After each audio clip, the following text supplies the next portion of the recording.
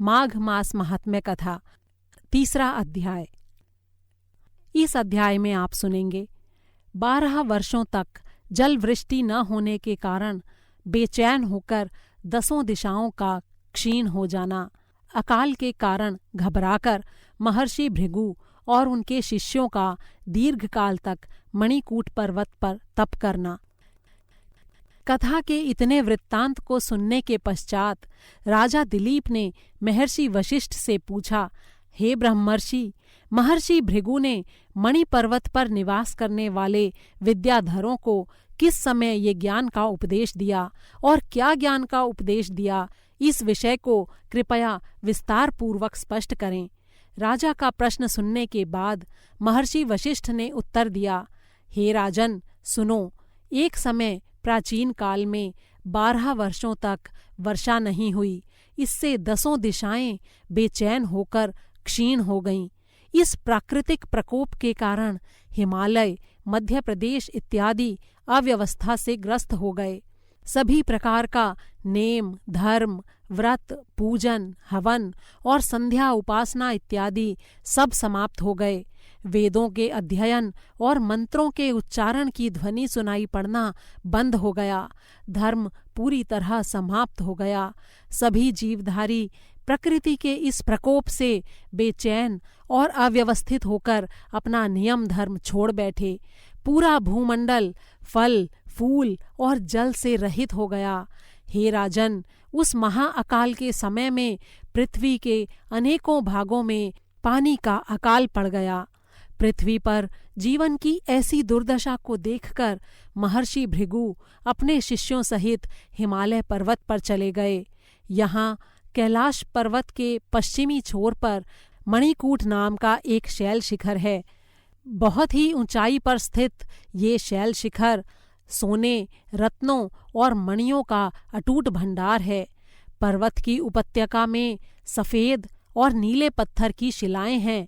इन नीली शिलाओं के नीचे से झांकती सोने के भंडार की रेखाएं काले बादलों में बिजली की रेखाओं जैसी प्रतीत होती हैं।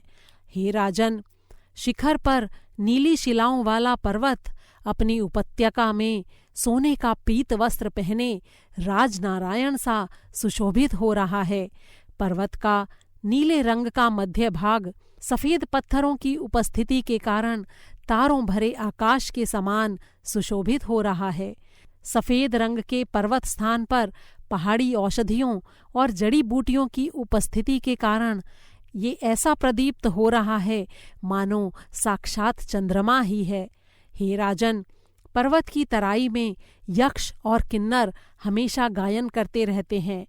केले के पेड़ों की शाखाओं से सुशोभित रहने के कारण ये क्षेत्र अपने सौंदर्य में अनूठा है।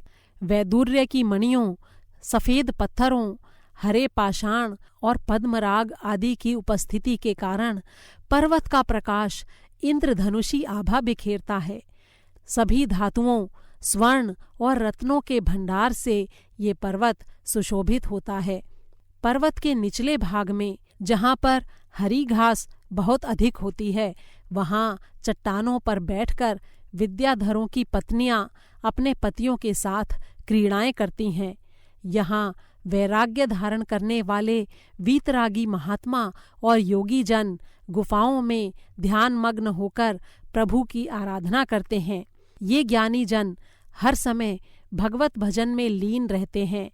हाथों में रुद्राक्ष की मालाएं लेकर महादेव जी की आराधना करते रहते हैं।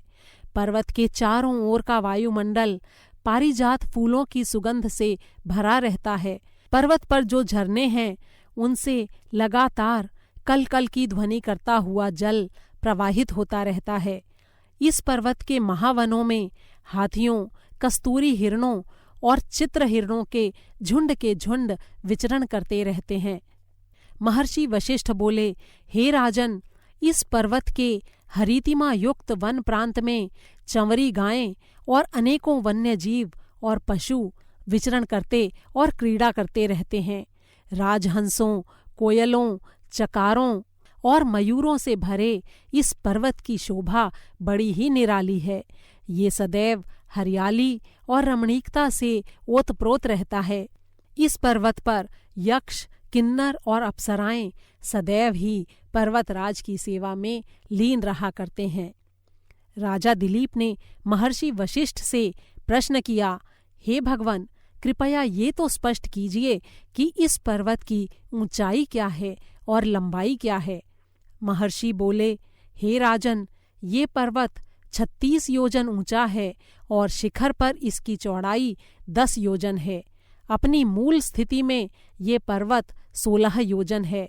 इस पर्वत पर हरिचंदन, देवदार, मंदार और अर्जुन वृक्षों का बाहुल्य है।